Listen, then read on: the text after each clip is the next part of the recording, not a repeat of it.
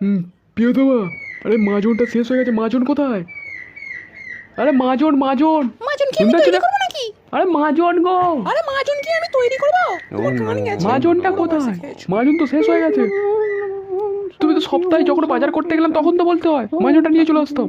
এখন বললে হবে? কি করে ব্রাশ করবো এবার? ओम शांति बम बोले ओम शांति जय श्री আরে প্রিয়তমা, পেপারটা কোথায় রেখেছো? আরে পেপারটা পাচ্ছি না।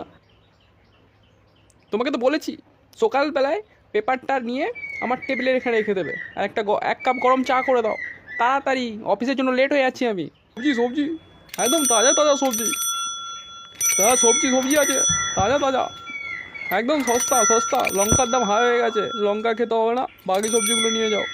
কুমড়ো কম দামে দেবো। জেঠিমা, বৌদি, কাকিমা, সবজি সবজি